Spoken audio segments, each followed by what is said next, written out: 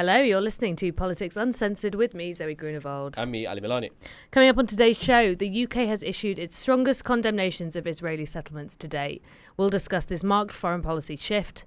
Plus, plans for a new data centre in East London have sparked a battle over Brick Lane. We'll speak to one of the campaigners. As always, you can find us at Politics Uncensored UK on social media. But first, it's the Week Unwrapped. Just under 1 million young people in the UK are not in education, employment or training, according to new ONS data. The latest figures show 981,000 people aged 16 to 24 were NEET between April and June, equivalent to around 13% of that age group. That's down slightly from the first quarter this year, but 3% higher than the same period last year. Ali, these figures are going to be pretty difficult for the Prime Minister. Obviously, it's down slightly, but again, higher than the same period last year. And of course, this comes in the same week that the papers are reporting a 50% reduction in graduate jobs. What do you make of this? Yeah, so this is one of the biggest economic problems. And I think this is something that Keir Starmer focused on in his term as well. So it's something that is being prioritized within the civil service. And that's just the scale of young people who aren't in any level of employment or training, basically. And it's a lot. So 981,000 people between 16 to 24 not being in any level of education or work. And so 13% is quite high. And so you've basically got a serious proportion of what should be amongst the most productive elements of the workforce who aren't in any way in work or in training or in employment. Now, some of this has to do with the view in government is that some of this is as a result of too much focus on the traditional educational routes. Yeah. So basically, if you don't go to school and then to college and to university, anything other than that track is seen as a failure. And so if that's not the right path for you, what ends up happening is people drop off the system. Whereas, and it's something that Andy has wanted to prioritize, there should be options for people who want to learn a trade, go into apprenticeships, who maybe the pathway of traditional further and higher education might not be for them, but they can still be in education, training or early employment. And that's by essentially working with partners and companies. So I don't know if you saw, did you see Andy and Sadiq Khan were stacking shelves in Sainsbury's this week? Have you seen I did, yeah. So that's part of, I think, a drive that Sainsbury's has agreed to fund 10,000 placements of people aged 16 to 24 to try and essentially address this NEET gap that exists amongst young people. So it's a serious economic issue that the country has that needs to be dealt with.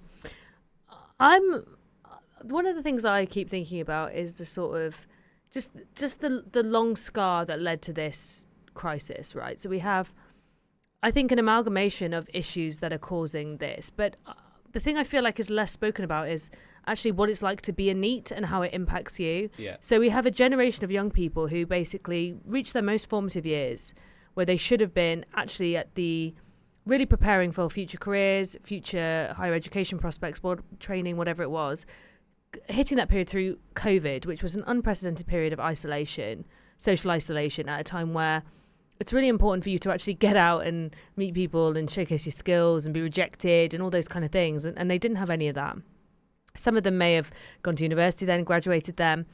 And now they're trying to find a job at a time where we have artificial intelligence exploding and changing the job market.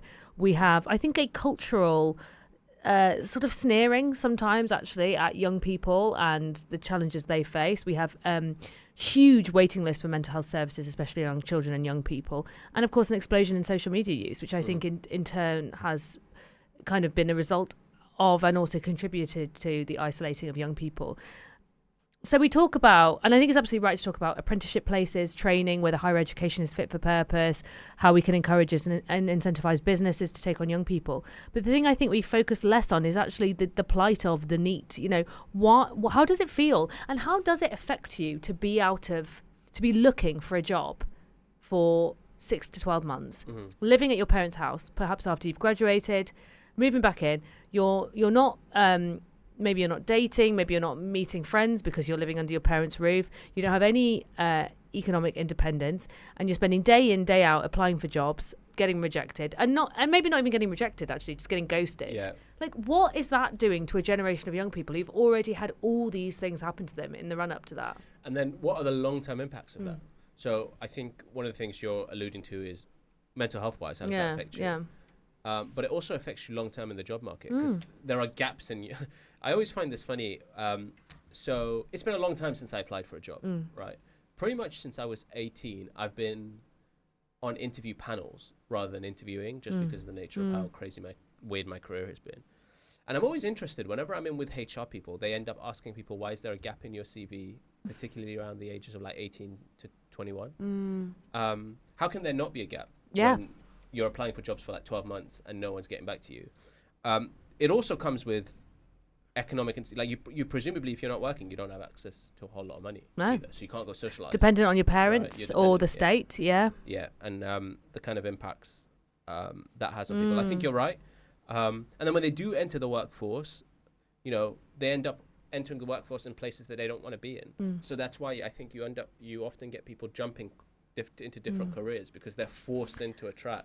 Yeah, and it's really not nice to work in a job you don't want to work in. Like, I understand that, there is this real push now to just take the job because once you're in the job market, it's easy to get another job. And I get that. But you and I and correct me if I'm wrong, both probably our first job out of university, I hated it. I hated my first job out of university. It made me miserable. Yeah. I worked in Boots. I fucking hated it. Right, okay, yeah. It was horrible. Yeah. But the idea that you should be so grateful to get that job, you have to stick it out. Of course, employment is important, but work can make you miserable. If it's not the right type of work for you, it can make you miserable. And I think we're not addressing that as well. We've got to move on. I'm sure we'll come back to this because I think it's really important. But let's talk about Rupert Lowe, Ali's best mate. Rupert Lowe, this is going to really raise your blood pressure, okay? Rupert Lowe is on course to earn almost as much from posting on Elon Musk's X as he does from his salary as an MP, raising questions about whether the platform financially incentivizes divisive political content. I don't think there is a question there. I think that is pretty much nailed down. His total income from X since the 2024 general election has now passed £105,000, with more than half of that earned in the first 8 months of 2026.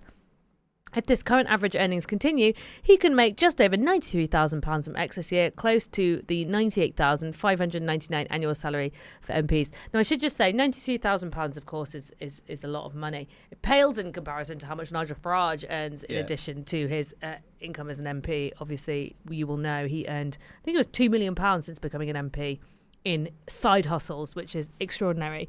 But I think there's a really important point here, which is, firstly, should politicians be able to earn substantial sums from social media while serving as elected MPs? But also, when we know what we know about Elon Musk's X, we know it algorithmically rewards and drives divisive and controversial content. If you want to be successful and earn money on X, it serves you to be as unpleasant, basically, as possible.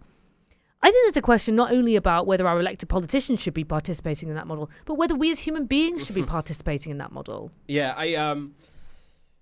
Yeah, it's the £105,000. So it says. Do you know what the thing is? I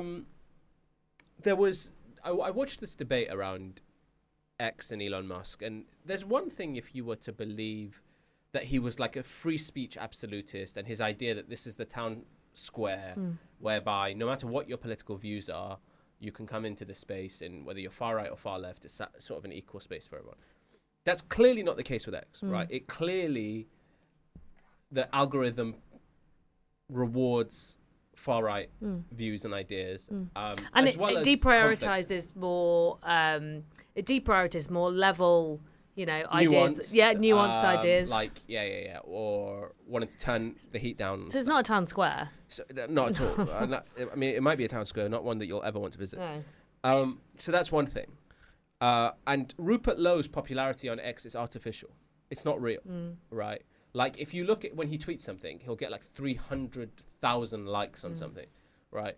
But like, you walk across the country, he'll never have that level of support for his idea. So it's clearly artificial, and therefore, and I'm assuming that £105,000 is linked to engagement. And that's a really good point, Ali, because who are these accounts? We don't know They're who bots, these accounts they're not real. And who is pushing those bots? Who created those bots? Again, we don't know, but we do know that Russian interference and foreign state actors and hostile state actors do use social media to inflame tensions and push division.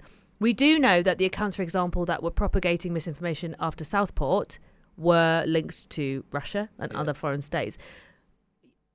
I am really confused why a patriotic MP who claims to love this country would be on a website that is being moulded and manipulated by state actors that are genuinely malicious in their intent when it comes to the future of this country. Well, because he's... And making money off it. Because he's not actually a patriot. No. He's... I coined this phrase, but plastic patriot, the kiss. I am 100% certain we said that on this show first, by the way, and it was nicked. But that's how I would describe... Let's just talk about also the money. MPs should not be earning money from anything other than Parliament. Right, is that a controversial take? I think it's controversial, but I think I probably agree with you. Why would they need to earn money anywhere else? So... Unless they have do you think they should be paid more? No. Okay, so comparably, their salaries are fairly low compared to other politicians who aren't allowed second jobs in the rest of the world. But why don't we compare it to the average wage in this country? True, but don't you think that being an MP and having basically ownership of an entire constituency with all these really important interests is a job that requires probably quite a high level of earning? More than £98,599. It's a good question. I think it's... but I think the point is clearly MPs feel that they need to supplement their salaries. I just can't... So the argument would be, if you insist that they can never earn more than that, you are just naturally going to lose a whole chunk of people who decide that's not enough money. Good. Okay. Fair enough. But, those people could still be good people who might make good MPs. Also, you don't necessarily have to be a good person to be a good MP. No, the case... Well, yeah, the case I'm making is 98,005, and I'm not saying it stays there, right? Obviously, with inflation, we can talk about whether it gradually... Right? But that's more than enough money to live on comfortably in this country. But do we want our MPs to be living comfortably, or do we want them to feel like they have enough money so they're incorruptible, will take on their constituent interests? But I think that £98,000 I agree. I'm just, No? I'm playing devil's advocate. Yeah. We need to move on because Andy Burnham wants the UK to bid for both the Olympics and the Men's FIFA World Cup. The Prime Minister told a meeting of regional mayors at Number 10 North that he was in talks with the FA and Premier League to explore a proposal. He's also preparing an application to host the Olympics and Paralympics in northern cities in an attempt to boost growth outside London. I just think how the hell is Manchester, for example, or Liverpool, or anywhere served by Avanti West Coast, planning to host the Olympics or the Paralympics when their trains literally can't run at all? Well, I just can imagine. Can you imagine the chaos? London can host it, though. But he wants to do it outside of London. Yeah, he needs to just do London. I think everybody loves the Olympics and the World Cup. I actually think the story would be more surprising if Andy Burnham said the UK wasn't preparing a bid. By the way, it is wild that the UK hasn't had a World Cup since, when was the last one? 1966 when we won it, right? That would it would be so good. But first of all, just from a technicality perspective, we have more 5-star stadiums in this country than any other country in the world, I think. Right. Look at the countries that have gotten it over the last 50 years. USA, South Africa, but Russia, right? Qatar, do we have the infrastructure? 100%. Oh, we do. I mean, if Russia or Qatar, South Africa, and the US has it, then yeah, we certainly. I can just totally imagine the Argentinian football team just getting stuck on. Actually, that would teach them a lesson. Yes, that'd be it would. really good. Yeah. I think it is pretty. The only way to do this, knowing FIFA though, is we'd have to rename Big Ben Infantino Tower. Right? We'd have to give him something. Yes, no? Potentially. Do I have to throw in a legend? Can I just say something really quick? Do you think Andy Burnham was possibly over-egging the whole, I'm Andy Burnham, I'm from Manchester, I love football, I love pints, and I love the Smith? Yeah. I just want like Do you think he's doing too much? I just think he's doing a bit too much. Like I'd love him to mention one feminine hobby. Oh right, I see what you're saying. It's too. For me, it's getting a bit blokey. Yeah, a bit blokey. That's just my personal feeling. Yeah, I'm like, you know. Yeah. Do you like drinking wine? I'm trying to think of what I know about him. Hates stuffing, by the way. He hates stuffing. Yeah, I once got him a sandwich. I once made him choose between a chicken and stuffing sandwich and a tuna tuna sweet corn, and he kind of like recoiled at the chicken and stuffing sandwich. Really? Yeah, it's just strange. bread and herbs and garlic. It's weird, right? Weird. I'm trying Okay. to think of, does he have like a feminine hobby? I don't know. Did you see him playing the guitar in Ukraine? Yeah. What did you think?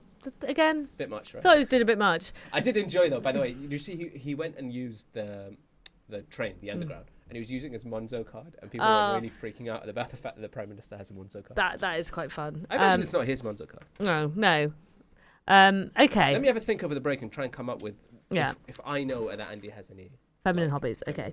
Obviously, I'm being quite gendered in my use of feminine. It's just how I feel. That's it for the Week Unwrapped. Coming up, Britain has issued its strongest statement over Israeli settlements today, and we'll unpack the latest after the break. Stay tuned. Welcome back. You're listening to Politics Uncensored with me, Zoe Grunewald. And me, Ali Milani. So the UK has issued its strongest condemnation yet of Israeli settlement expansion in the occupied West Bank. Foreign Secretary Ed Miliband described Israel's plans to grow the settlements as unacceptable and destructive, warning that Britain would not stand by and accept the breakdown of a two-state solution. The plans, known as the E1 project, would involve the construction of around 3,400 homes across 12 square kilometres of land, an area which critics say would effectively divide the West Bank into two. Israeli settlements in the occupied Palestinian regions are considered illegal under international law. Israel disputes the legal interpretation. We're joined now by Joshua Liu from UK Friends of Standing Together. Joshua, thank you for coming in and joining us today. Thanks for the invitation. Just talk to us about Ed Miliband's stance. Is this a marked change in the UK's position? Yes, in a number of ways. I was very interested to see that there was no specific mention of settler violence in the statement. And this might sound counterintuitive, but I think that this is very important and a positive development. For a very long time, there has been a great emphasis on the most egregious instances of settler violence. These horrid videos of, for instance, settlers forcing Palestinians to exhume the bodies of their dead relatives, or burning homes, or beating Israeli and Palestinian volunteers trying to defend farmers from settlers trying to steal their crops. And so it's very natural to focus on these instances and to say, we'll sanction this chap, we'll sanction that chap. But I think that this misses a very important dynamic, which is that this violence is systematically backed by the state. And when it is backed by the state in this way, you can no longer target these people as if they were some sort of disorganized militia who can be targeted on an individual basis. Rather, you have to look at the whole structure. And the whole structure is such that a seemingly civilized settlement with nice gardens that doesn't seem to have any overt sort of violence associated with it actually is something that really is pushing the violence that you see in these videos that go viral. It's all connected. It's all part of a larger plan on the part of the Netanyahu government to dispossess Palestinians of their land, and on the part of Smotrich, the finance minister, in his so-called decisive plan, to give the Palestinians a choice between exile and death. And this is therefore something that we need to confront as a systematic plan rather than simply a case of a few isolated incidents of settler terrorism. So in that sense, I thought it was positive. But of course, perhaps you'll want to ask me about this. He hasn't actually said what he is going to do, and the devil is in the details. So we have quite clear views about what exactly he should and shouldn't implement. But I think that the shift in tone is very important. Obviously, settlement expansion has been going on for a long time. What do you think's behind this much stronger, as you say, much more kind of holistic, I guess, response from the UK when it comes to that violence?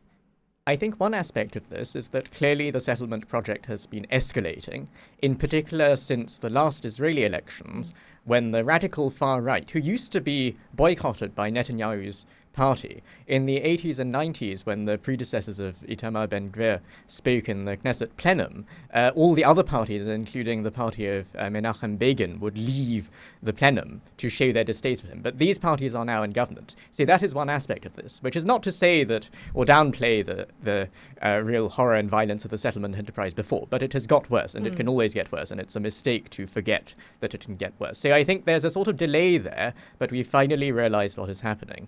And the other point is that E1 is in many ways the last piece in the jigsaw puzzle of creating facts on the ground to frustrate a Palestinian state. Some people deny this, but I think that they are ignoring the facts of geography. So first of all, it is true that E1 by itself is only part of a sort of jigsaw puzzle of settlements, but all the other pieces are there, so obviously this is going to be the decisive point.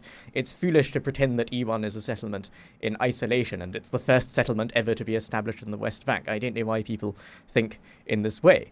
And I think the second is that there is a change in the political winds in this country, and I'm glad that Burnham has spotted that. I think there was a certain perhaps indolence is too strong, but there was a certain sense of artificial impotence in the previous government. And of course, it's right that we recognize the limits of British power, but I think it's also right that we recognize that Britain does have power in this situation. We are a country that hosts the City of London. We are leading financial power in the world. We can encourage broader trends in European policy. And I think Burnham, maybe perhaps as part of his broader political ethos of trying to see where there are areas where with relatively little effort you can make big changes, has realized that this might be one of these areas, the occupied Palestinian territories, and that our policy was perhaps too soft for too long, and it's time to bring it to its logical conclusion.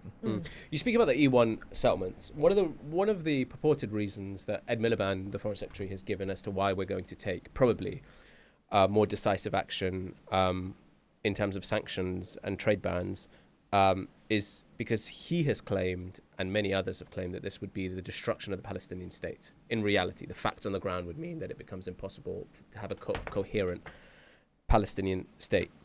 Do you think that that's true, that if the E1 settlements come to pass and come to reality, that a viable Palestinian state is no longer possible? I wouldn't speak in absolutes, but I would say that it would become immensely more difficult, because there would be a very difficult choice in a scenario where good faith negotiations were to begin. Either the settlement would have to be evacuated, or you would have to construct a Palestinian state in this very nearly non-contiguous fashion through very mountainous terrain nearby.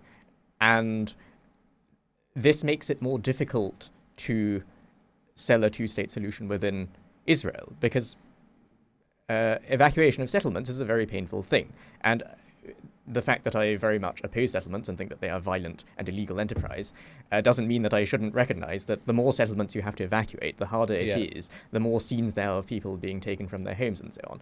The evacuation of Gaza, which was clearly a correct decision, because there should be no Israeli settlements in Gaza, but the evacuation of Gaza was also a very traumatic moment in Israeli society. So although I wouldn't want the to evacuation of Gaza was more of a redistribution of settlements, because those settlements just moved into the West Bank. Yes. So, and of course, we shouldn't take Sharon's word at face value. He clearly was quite eager on settling a large part of the West Bank. So, yes, I wouldn't say that it would make it completely impossible, but it makes it much more difficult. And can I ask you about the political situation? Because I want to get into some of what the government is proposing as well. You mentioned Smotrich, Ben-Gvir, and others, some of the more extremist elements of the government. But from my understanding, we're in the midst of election cycle now in Israel. It's pretty much political consensus across the board, pretty much, that most major political actors in Israel are saying there can be no Palestinian state, right? Unfortunately, that is the case. So we're not just dealing... I mean, the extremist elements are no doubt worse with the settlements, but it's now pretty much political consensus that the two-state solution in Israel is dead and a Palestinian state can't be allowed to exist. I think that is broadly correct, but it might in fact be misleading. And maybe I can say a bit about the theory of change of standing together, the group that UK Friends of Standing Together supports, and how we think that despite these really quite awful pronouncements, some sort of change might be possible. One point to note is that the so-called center of Israeli politics has consistently undercut itself over time by conceding the ground in a very short-termist way every election. So they try that when they say there can be no Palestinian state, the reason that they are saying this is they think, and this doesn't seem completely irrational, at least in the short term, there are 2 or 3 more seats in the Knesset of 120 seats that we want to gain. If Netanyahu wins, then obviously it's going to be much worse. So we have to ensure that we win these seats. I don't think this is actually true in this election, but that is what they are thinking. So how does Standing Together come in? Standing Together says, no, we need a very clear voice in Israeli society that says we would like self-determination for both peoples in the land. We do not believe in apartheid in the West Bank. We do not believe in a future of war and atrocity. We believe in peace. And so in what to us seems completely unremarkable, but in Israel was perhaps quite radical. For instance, very shortly after the 7th October terror attacks, Standing Together said, we want all our hostages back, and we therefore propose a ceasefire, a negotiated ceasefire, the release of all the hostages, and the commencement in earnest of Israeli-Palestinian negotiations. Now, there's a big gap between the two, so how does Standing Together think that they can bridge this? One of the central elements of their strategy is to, in a way, invert the settler playbook. And this sounds a bit odd, so let me explain. For the vast majority of Israeli history, the radical settlement movement has not had a majority for its policies. In the sense that if, say, you look at the situation in 1980 and you look at what the settlers are saying, maybe 20 or 30% of the population would support that. And yet the settlers have won at every step of the way. So the question is how? And the answer is that they are a decisive force within their political coalition. So they are the people voting in the Likud primaries, for instance, the party of Netanyahu. They are the people who are setting the tone on the right. What Standing Together is trying to do is to ensure that there is a clear voice on the left to which centre-left politicians want to appeal. Now, it's not clear that this has worked in any great measure so far on the broader Palestinian question, but it has worked in some instances. So I'll give you 2 examples of how they've made a real difference. The first is that they've seen that people became much, much more receptive to their anti-war messages during the Gaza war, and similarly during hostilities with Lebanon and Hezbollah. And you wouldn't necessarily expect this to be the case because of the rallying round effect, rallying round the flag effect and so on, but people did become much more inclined to hold their signs calling for an end to the war, and even to express sympathy with the suffering of the Palestinians. And the other... Really, the vast majority of the Israeli population was supportive of what happened in Gaza. Still to this day, I think between 70 to 80% of the Israeli population support what's happening in Gaza. And the idea it's important to distinguish several strands here. So one is just baseline anti-war sentiment in the sense that you support leaving Gaza. This doesn't entail any sympathy with the Palestinians or any opposition to what previously happened. And so, of course, this is really incomplete, and it's morally incomplete, and it is unfortunate and bad that there's not more sympathy. But it's a political basis on which to build.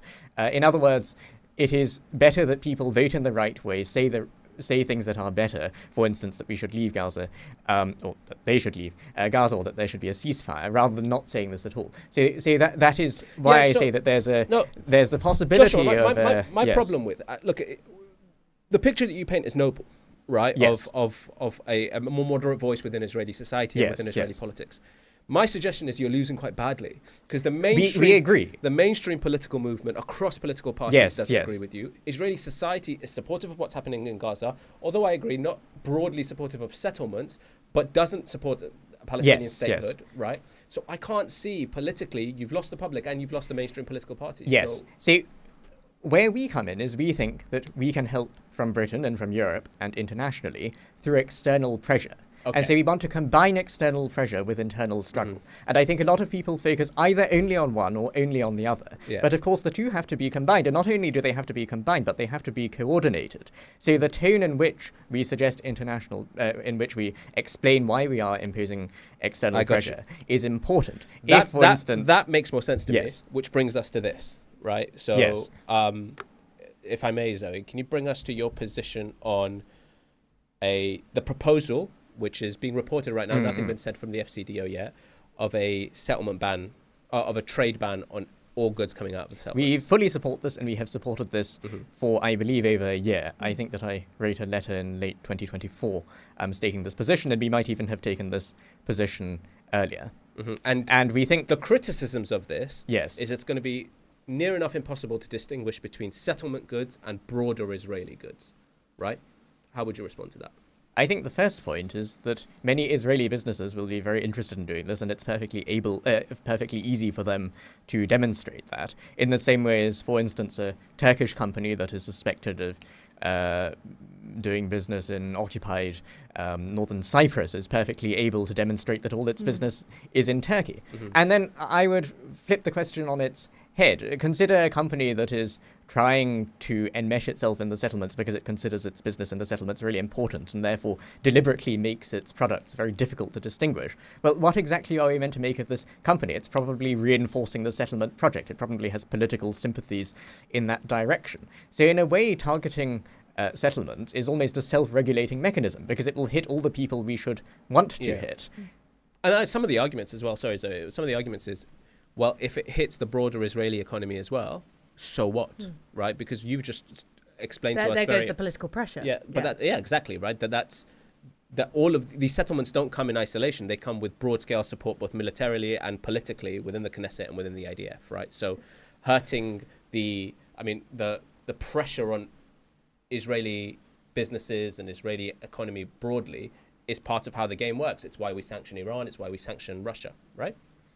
I can't speak for UK Friends of Standing Together as a collective at the moment because we don't have a firm stance on this. I think we have quite diverse internal views. Personally, I think that is right. I think that either now or in the sort of relatively near future, it may be that is the correct decision to take, but I wouldn't want to anticipate that. What I would say is that the reaction of Israeli society to these settlements in a way kind of gives you the answer, because it tells you whether pressure on the settlements is enough by itself, and maybe it is. Maybe things go really well and suddenly lots of politicians start saying we want a two-state solution, and then in that case imposing fresh sanctions would probably be a bad idea because it would sort of punish a positive political development in Israel. But on the contrary, if it turns out that this only strengthens the settlement project's political power in Israel, I think that the inferences people in Britain will draw from that will be quite natural and potentially quite justified.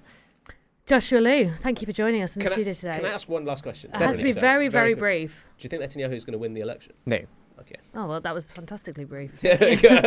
Joshua, thank you so much for joining us today. That was Joshua Liu from UK Friends of Standing Together. After the break, we are going to talk about data centres in East London, and we're going to speak to one of the campaigners opposing new plans for a data centre development on Brick Lane. Stay tuned. Welcome back. You're listening to Politics Uncensored with me, Zoe Greenewald. And me, Ali Milani. Plans for a £500 million redevelopment in Brick Lane in East London were approved last month by Labour. This has cleared the way for construction of a data centre, office, apartments at the Truman Brewery estate, despite opposition from the local council and campaign groups. The development has sparked a wider debate around the rapid expansion of data centres in the UK and the impact that these can have on local communities and the environment. Joining us now to tell us more about this is Jonathan Mobley, who is a member of Save the Brick Lane Coalition. Jonathan, thank you for joining us today. Just tell us what your first reaction was when you heard that the plans for this data centre, office and apartments had been approved. A huge amount of disappointment and puzzlement as to why this seemed to go through so quickly. We weren't expecting a decision to be published until 17th of August. And in fact, we were even wondering whether they would postpone the decision, given that the Secretary of State has now become Angela Rayner. She'd only been in office for a week or two when this decision came out. So we were surprised that it came out so quickly, and surprised at the tone of the decision, and surprised at the contrast between such a decision and the encouraging statements we've been hearing from our new Prime Minister, Andy Burnham, about Manchesterism, localism, empowerment of local mayors and local decision making. This goes against the grain of all of those promising words. Can you tell us specifically what these plans entail and what it is that you and your fellow campaigners are opposing?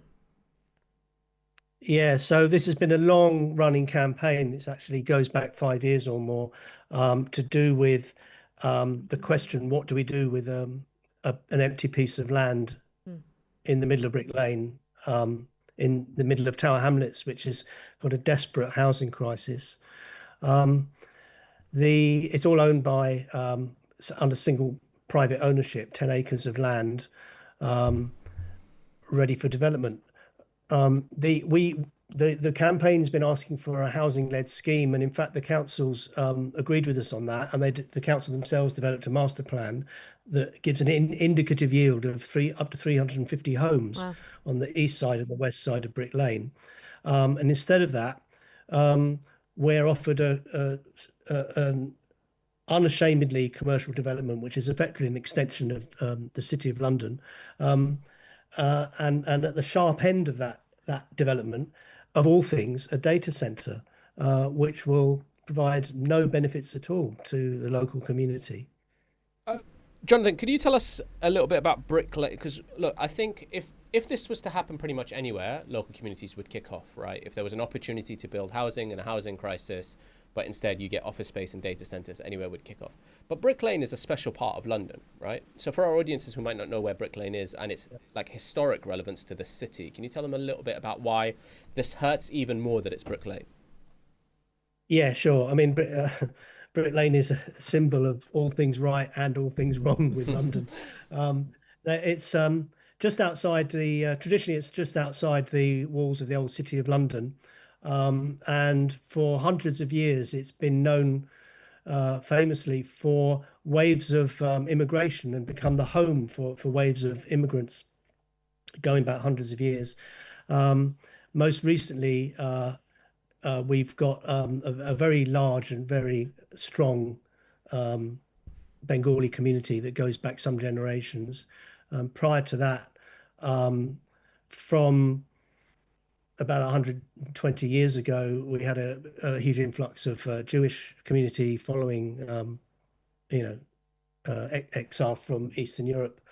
And before that, we had a wave of Irish immigration. Before that, we had the Huguenot silk weavers following sort of religious wars in Europe. So that's the nature of the area.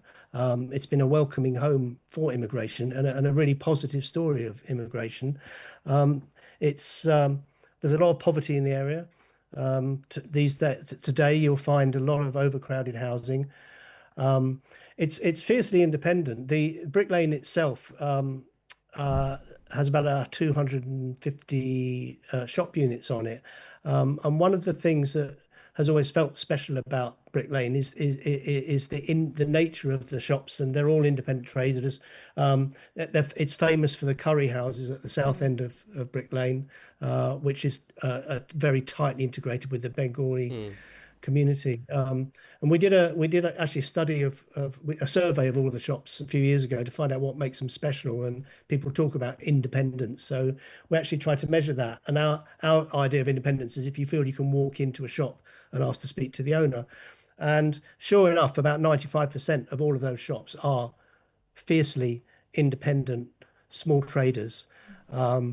And it's a fantastically eclectic mix of things. The market, there's a famous Sunday market on Brick Lane. It's a shadow of what it used to be. Brick Lane Market at the top of Brick Lane used to connect up with Petticoat Lane Market down in Spitalfields.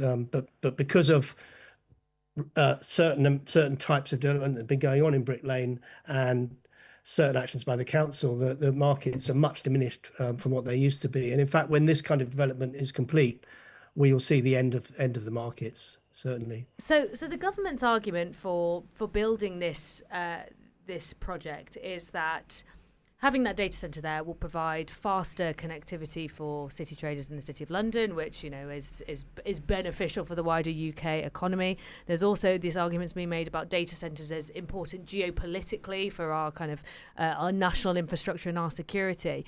But of course, for Brick Lane, this is going to have a whole raft of ramifications, some of which you've set out. Not least the fact that apparently Brick Lane is one of the UK's hottest places, and having a data centre, I mean hot as in temperature-wise. Yeah. A data centre could make it worse. There's also concerns about nitrogen oxide levels, engine fumes, odour, noise. I mean, I guess my question to you is, how do you balance the broader or national arguments that this government would make for this with local concerns of residents? How do we get that balance right? Well, I don't really agree with the idea that this is benefiting the UK's financial system. I mean, these traders, we're talking about algorithmic trading here. We're not even talking about people. The reason that it's beneficial, I mean, there's certainly a business model to put a data center there. It's not a stupid idea, because people are prepared to pay top whack to have their algorithmic trading servers light seconds away from the commodity trading in the city. That's the idea.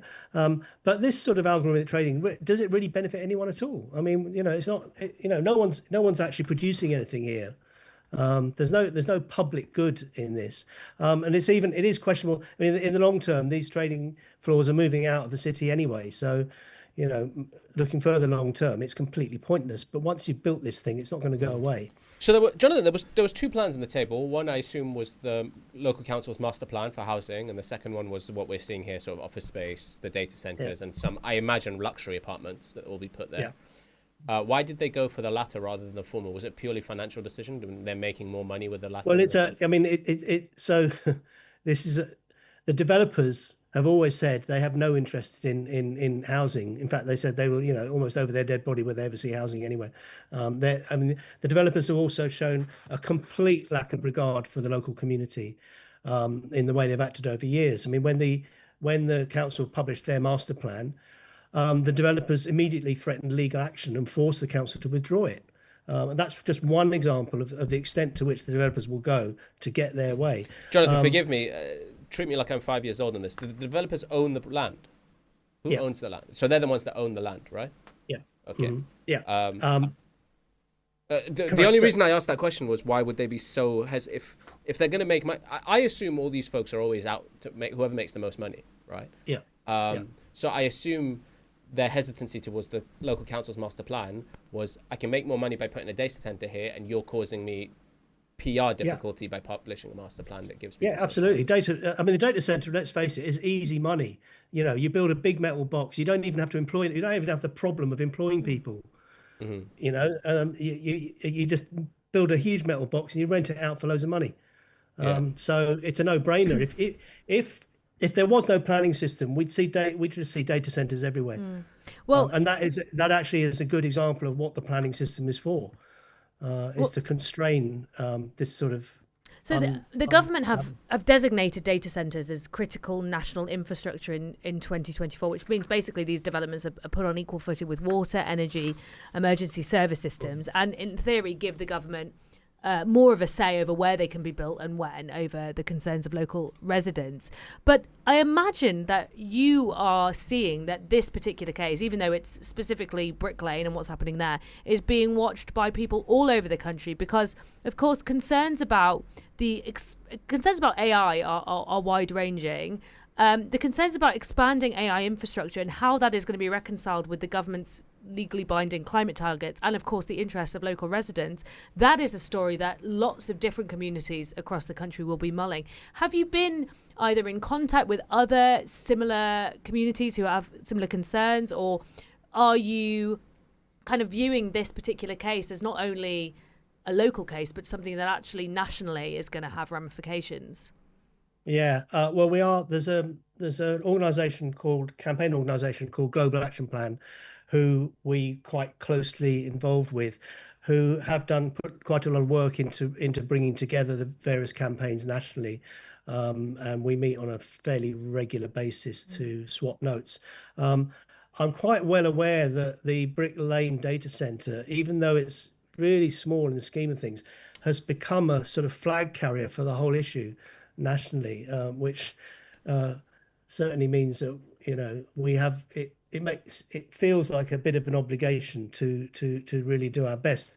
We're pushing against a strongly closed door here. The government has made it very clear through signals, including this decision, that they absolutely do not care what local people think about this. So what can you do? I mean, so the government have designated this critical national infrastructure. They're pushing through their planning reforms. You know, the previous government under Keir Starmer were going to block the blockers, or whatever the phrase he used was. You know, they were really putting planning reform at the heart of their agenda. Are you fighting a losing battle here? I mean, is there anything you can actually do to stop this from happening? Well, with taking advice at the moment, there is a legal appeals process, which in fact there is some precedent for this. Global Action Plan have been involved in a different data centre issue in Buckinghamshire, where the Secretary of State made a decision, and they are challenging it through the courts with some success. We don't yet know whether that's possible, and I would say it's highly unlikely that we will be able to follow that route, but we are looking into it. Then after that, the planning system will grind on. The planning approval comes with conditions, and we need to look at those conditions very closely. Conditions include things like regulating how these things are built. In the case of the data center, these extraordinary devices they put on the roof, chillers, that pump out heat into the atmosphere and make a racket. We'll be looking at how those are actually policed and regulated. We're aware that the council has failed in the past to adequately regulate some of these issues, which, I mean, to be fair, you know, have they actually got the expertise themselves or the resources to regulate any of this stuff? And I do question that when it comes to the government wanting to approve all of these huge, great beasts. Where is the regulatory power or resources to make sure that these things are actually built properly at all? The evidence isn't strong on that front. But these are the things we're going to look at. And the other thing is basically protest. Next Friday, we'll be protesting outside Angela Rayner's office. And I think in the end, if the government continues on this line of removing local accountability for decisions that affect local people, they're going to see an awful lot of pushback at a grassroots level all over the country. Jonathan, thank you so much for joining us. Best of luck with your campaign. That was Jonathan Foundry, member of Save Brick Lane campaign. Ali, we've got a few minutes left before the end of the show. I am mixed. I thought you might be. Not on data centres. Well, sort of on data centres. I see both sides. I think the thing that worries me, and I completely understand the argument for AI is happening, whether we like it or not, to not try and harness our capabilities in a way that keeps us secure and self-sufficient, so we're not reliant on China, the US, or whatever. We've got our own infrastructure there. I think it's important. And we can see that now, when we've seen Donald Trump and we've been asking, actually, how do we disentangle some of our security systems from the US? We're really deeply intertwined. Was that a good idea? So I think we need to learn lessons there. But the arguments that Jonathan and his friends are making are incredibly persuasive. And you do worry about, I think he's absolutely right, because we're talking about tech companies that famously aren't really bothered about playing by the rules, like the bottom line. And we're asking local councils to essentially make sure that they're doing their due diligence when it comes to cooling, adhering to our net zero targets, et cetera, So I don't know where I stand. Yeah, so the difficulty with this is wherever you build this AI data center, local communities will kick off. Yeah. Right. We've just learnt this when it comes to, we speak about NIMBYism and stuff like that. I don't think that's the case here. I suspect that if we had one of the representatives of the developers here, they'd say this is critical to the UK economy, to the infrastructure of the country. And these will need to happen across the country. And no matter where we put them, local communities will kick off. And this has financial benefit for the country. The problem with that is that if you look at the financial benefit to the country on one hand, with AI data centers, etc., we also have a housing crisis. That's what's most persuasive about what Jonathan's saying to me. That the local council created a master plan that would have provided 300 plus houses in not just a city that has a critical housing shortage, but also a part of the city that's one of the poorest constituencies in the country. Tower Hamlets is one of the poorest constituencies in the country, and it's actually tragic because it oversees the City of London. Anywhere you stand in Tower Hamlets, the first thing you see is Canary Wharf, right, kind of towering over you. Plus, as you know, I love this city, and Brick Lane is a historical sort of place in the city as well. It's where, for example, Battle of Cable Street, etc., happened in that region, and it is part of the story of migration into this country and city, not to trigger some folks.